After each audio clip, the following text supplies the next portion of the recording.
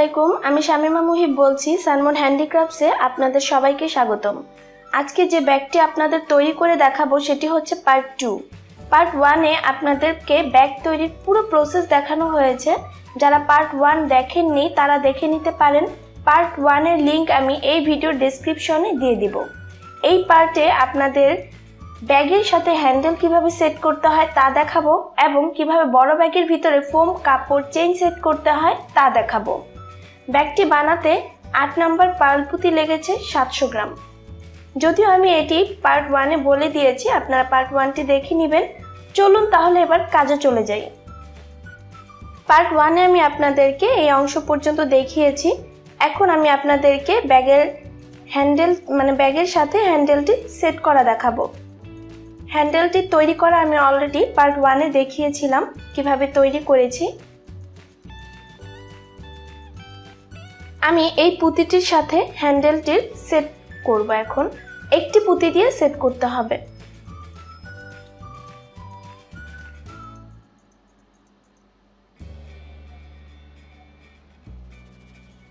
বিপরীত পাশে একটি পুঁতি নিয়ে নিচ্ছি। তারপর আমি ব্যাগের যে অংশটার মধ্যে সেট করতে চাই সেই অংশের থেকে যে কোনো একটি পুঁতির মধ্যে সুতা ভরে তারপর একটি পুঁতি দিয়ে ক্রস করে দিতে হবে।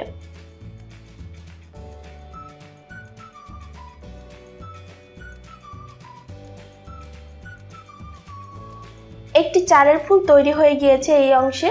তারপর আবারও এক পুঁতি দিয়ে জোড়া দিতে হবে। হ্যান্ডেল থেকে সামনের দিক থেকে এক পুঁতির মধ্যে কমন নিতে হবে। তারপর ব্যাক থেকেও সামনের দিকে এক পুঁতির মধ্যে কমন নিতে হবে। সুতা এখন 3টি পুঁতি রয়েছে আর একটি পুঁতি দিয়ে ক্রস করে দিব। এই অংশেও একটি চারের ফুল তৈরি হবে।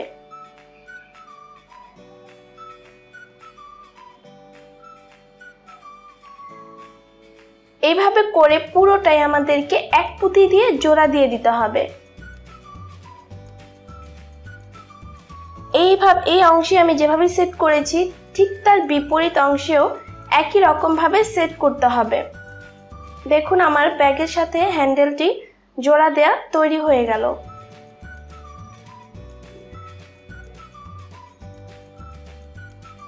এখন আমরা চলে যাব পরবর্তী কাজে। কিভাবে ব্যাগের ভিতরে ফোম কাপড় এবং চেন সেট করতে হয় সেটি দেখাবো। আমি এখানে ব্যাগের মাপ অনুযায়ী কাপড় এবং ফোম কেটে নিয়েছি। আপনারা ব্যাগের যে মাপ রয়েছে সেই মাপটা মেপে তারপর তার থেকে কিছুটা বেশি কাপড় কেটে নেবেন, কারণ সেলাইয়ের জন্য আমাদের কিছুটা কাপড় বাড়তি থেকে যাবে। সেই অংশটার জন্য আমাদেরকে কাপড় বেশি রাখতে হবে, কেটে নিতে হবে। আমি এখানে একটু মেপে দেখাচ্ছি।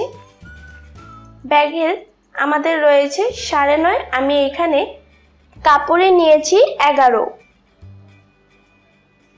আর ফোমও কিন্তু সেম মাপে কেটে নিয়েছি। ফোম একটু ছোট হলে কোনো সমস্যা নেই, তবে বড় হলে একটু প্রবলেম হবে, কারণ কাপড় থেকে বাইরে চলে আসবে ফোমটি, তো সেই ক্ষেত্রে দেখতে খারাপ লাগবে। আমি লম্বার মাপটাও মেপে নিচ্ছি আর দেখিয়ে দিচ্ছি আমি কাপড়ে কতটুকু নিয়েছি। একটি পাশের আমার দুইটি পাশ যে উপর নিচে সেই পাশে আমি এইভাবে করে কেটে নিয়েছি। আপনারা চাইলে এই অংশে সেলাই করে নিতে পারেন। এখন আমি চলে যাচ্ছি পরবর্তী স্টেপে। সেই স্টেপে আমরা এই তলানির কাজটি করব, তলানির দিক থেকে কাপড় এবং ফোম কাটতে হবে।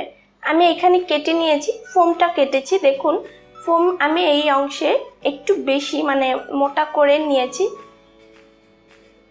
1 2 3 3টি লেয়ার আমি করেছি ফোমের। এই কারণে করেছি নিচের অংশটা একটু ভারী রাখার জন্য, মোটা রাখার জন্য, যেন আমার ব্যাগটি দাঁড়িয়ে থাকে। আমি একই রকম ভাবে কাপড়ও কেটে নিয়েছি ডাবল লেয়ার করে, কারণ কাপড়ের ভিতরে ফোমটি যাবে, তারপর আমরা সেলাই করব। আপনারা চাইলে কিন্তু নিচের আমি এখানে 3টি ফোম নিয়েছি, আপনারা চাইলে একটিও নিতে পারেন, দুটিও নিতে পারেন, আরো বেশিও নিতে পারেন। 3টি নেওয়ার উদ্দেশ্য তো বলাই হলো যেন আমার ব্যাগটি দাঁড়িয়ে থাকে, এই কারণে আমি 3টি লেয়ার নিয়েছি। এখন চলে যাচ্ছি সাইডগুলোর কাজে। সাইডের দিকেও আমি সেম ভাবে ফোম কেটে নিয়েছি, তবে এই অংশে 3টি করিনি বা একটিও করিনি, আমি এখানে 2টি লেয়ার করেছি। মাপ অনুযায়ী আমাদেরকে কাপড়ও কেটে নিতে হবে ডাবল লেয়ার করে, কারণ কাপড়ের ভিতরে ফোমটি যাবে। একই রকমভাবে আমাদেরকে দুই পাশেই সেম, কারণ আমাদের ব্যাগের দুইটি সাইড রয়েছে এই টাইপের চওড়া, দুই পাশে আমাদেরকে দুইটি করে মোট 4টি ফোম কাটতে হবে এবং 2টি কাপড় কাটতে হবে। ব্যাস আমার কাটাকাটির কাজ শেষ। এখন হবে সেট করে সেলাই করার পালা। আমি একটু সেটিংটা দেখিয়ে দিচ্ছি, সেলাইটা আপনারা করে নেবেন। কাঁথা সেলাই দিতে হবে, নিচের পার্ট এটি, আর দুই পাশে 2টি পার্ট, আর উপরের দিক থেকেও একটি পার্ট আমাদেরকে দিতে হবে।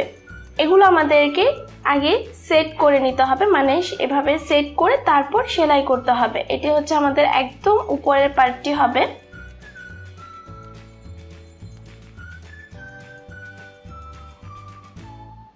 খুব ভালো করে সেলাই করে নিতে হবে, যেভাবে আমি সেটিংসটা দেখিয়ে দিচ্ছি সেভাবেই সেলাই করে নিতে হবে।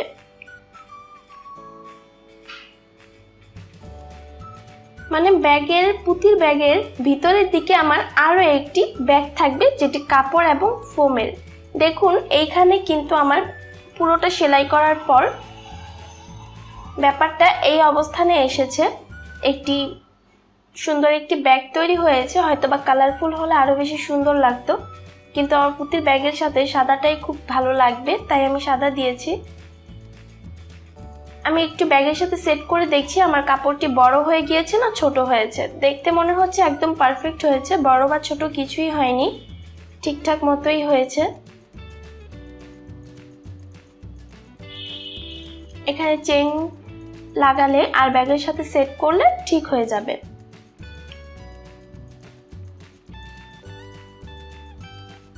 এখন আমাদের এখানে চেইন সেট করার পালা।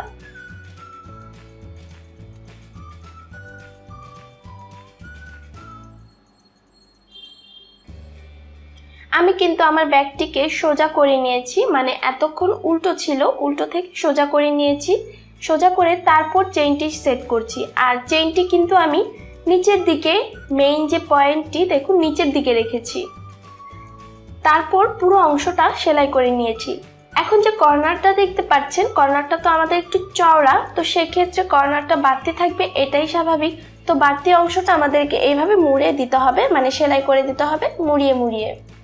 চেইনটির সাথে খুব ভালো করে সেলাই করে নিতে হবে। একটি কথা, কর্নারের দিকটা আমাদের খুবই খেয়াল রাখতে হবে, কারণ কর্নারটা খুব সহজে ছিঁড়ে যায়, বা কর্নারের দিকটা ভালো মতো সেট না হওয়ার কারণে ব্যাগটি ফ্লেক্সিবল ভাবে খুলেও না আবার বন্ধও হয় না। তো কর্নারটা যদি খুব ভালো করে আটকে দিতে পারি, তো সেক্ষেত্রে আমাদের চেইনটি খুব সুন্দরভাবে আটকে যাবে। আমাদের কিন্তু ব্যাগটি তৈরি হয়ে গেল। আরেকটি কথা দেখুন, আমাদের ব্যাগটি কিন্তু উল্টো পাশে রয়েছে, উল্টো পাশেই চেইন সেট করেছি। সোজা পাশটির মধ্যে আমি চেইন সেট করিনি, কারণ উল্টো পাশটি আমি বাহিরের দিকে রাখবো, আর যে সোজা পাশটি থাকে সেই পাশটি আমি ভিতরের দিকে রাখবো, কারণ ব্যাগটির সোজা পাশটি আমরা সবসময় দেখতে পাবো। অ্যাজ এ রেজাল্ট সেটি আমি ভিতরের দিকে রেখেছি, আর বাহিরের দিকটা দেখা যাবে না, তাই আমি এটি উল্টো পাশটি বাহিরের দিকে রেখে তারপর ব্যাগের ভিতরে যে সুন্দর ফোমের ব্যাগটি রয়েছে সেটি সেট করেছি। এখন কিন্তু পুঁতির সাথে ব্যাগের কাপড়গুলোর এইভাবে সুতা দিয়ে আটকে দিতে হবে। অবশ্য ব্যাপারটা পুঁতির সাথে আটকে দিতে হবে তা না, পুঁতির মধ্যাকার যে সুতোগুলো রয়েছে সেই সুতোগুলোর সাথে আমাদের ব্যাগটা আটকে দিতে হবে। চারের ফুল করেছি, প্রতিটি চারের ফুলের মধ্যে আমাদেরকে একটি করে ফোর টানতে হবে। আরেকটি কথা, আমি এইখানে মানে কর্নারের দিকটা খুব ভালো করে করেছি, যদিও আমি আগেও বলেছি আবারও বলছি, কর্নারের দিকটা খুব ভালো করে সেলাই করে নিতে হবে, তা না হলে কিন্তু ব্যাগের চেইনটি ভালো করে ফ্লেক্সিবল ভাবে আটকাবেও না, আবার খুলবেও না। পুরোটাই আমাদেরকে চেইনের সাথে ব্যাগটি এভাবে সেট করতে হবে। আমি এখানে সামনের দিকে একটি বকলেস ইউজ করেছি, আপনারা যদি চান তো সেক্ষেত্রে ইউজ করতেই পারেন, না চাইলে দরকার নেই, এটি অপশনাল। জাস্ট সৌন্দর্যটা বাড়ানোর জন্য আমি এখানে এটি ঠিক ব্যাগের মাঝখানে সেট করে নিচ্ছি। প্রয়োজনে আপনারা দুই পাশ থেকে গুনে তারপর মাঝখানে ব্যাগটি সেট করতে পারেন। বকলেস পিছনের দিকে কিছু আংটা রয়েছে, মানে 4টি আংটা থাকে, সেই আংটাগুলোকে পুঁতির মধ্যে ভরে তারপর চাপ দিতে হবে। সেক্ষেত্রে কিন্তু বকলেসটি ব্যাগের সাথে লেগে যায়।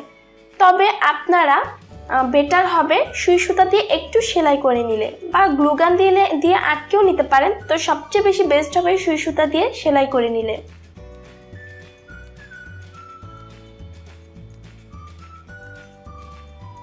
এখন আমি সুই সুতা দিয়ে সেলাই করে নিচ্ছি। যদি আমরা সুই সুতা দিয়ে সেলাই করে নিতে পারি তো সেই ক্ষেত্রে আমাদের এই কাজটি খুবই মজবুত হবে, ছুটে যাওয়ার কোনো সম্ভাবনাই থাকবে না।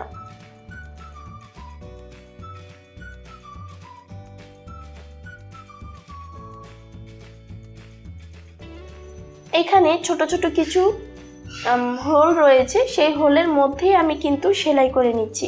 প্রতিটি বকলেসই মোটামুটি আপনারা হোল খুঁজে পাবেন বা খুঁজে নিবেন, নিয়ে তারপর আপনারা কিন্তু সেলাই করে নিতে পারবেন। আমাদের এই ব্যাগটি কিন্তু তৈরি হয়ে গেল। আপনাদের কেমন লাগলো ব্যাগটি? নিশ্চয়ই ভালো লেগেছে। যদি ভালো লাগে বা কোনো প্রশ্ন করা থাকে তাহলে আপনারা কিন্তু কমেন্টস করবেন, লাইক করবেন, খুব বেশি বেশি করে শেয়ারও করতে পারেন।